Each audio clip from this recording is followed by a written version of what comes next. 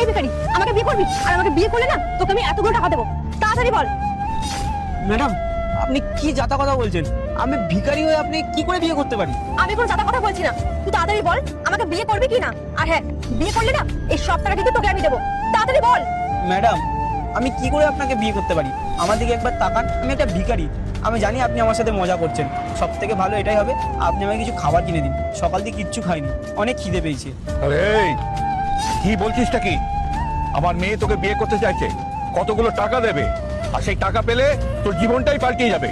তুই অনেক বড় লোক হয়ে যাবি। আর এই যে খেতে পাস না, সারা দিন ভালো মন্দ আমার বাড়িতে খাবার জুটবে। বুঝতে পারছিস না? তোর মাথা ঠিক নেই নাকি? স্যার, আপনারা দুজন কেন আমার সাথে মজা করছেন?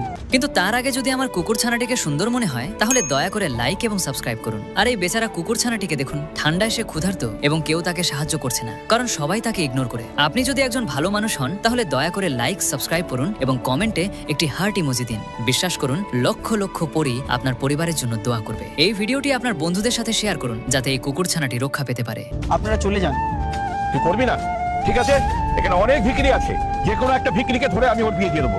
তখন তুই বুঝবি যে তুই কি হারালি আজকে। সাহেব, আপনারা কেন আমার সাথে মজা করছেন? আমি একটা রাস্তার ভিখারি। আপনার মেয়েকে যদি আমি বিয়ে করি তাহলে আপনার মেয়েকে আমি কোথায় রাখবো আপনিই বলুন। দেখ, তোকে আমি শেষবারের মতন বলছি, আমাকে বিয়ে করবি হ্যাঁ কি না। আর তাছাড়াও তুই ভাবছিস কি করে তোকে কাজ করে আমাকে খাওয়াতে হবে? বাবাই করে বললো তো, বাবার অনেক টাকা, বড় বিজনেসম্যান। আরে ভয় পাচ্ছিস কেন?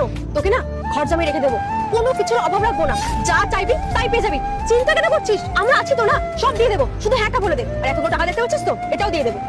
ম্যাডামটা বলছে এতগুলো টাকা দেবে ম্যাডামটাকে বিয়ে করলে। আমার মনে হয় ম্যাডামটাকে বিয়ে করে নেওয়াই উচিত। বাবা চলো তো এখান থেকে। না না, আমি আপনাকে বিয়ে করতে রাজি। আপনি যা যা বলবেন আমি সব করতে পারবো। তাহলে ঠিক আছে, তুই দাঁড়া, আমি এক্ষুনি আসছি। এলে ধর এগুলো, তাড়াতাড়ি যা, জামা প্যান্টটা পরে আয়।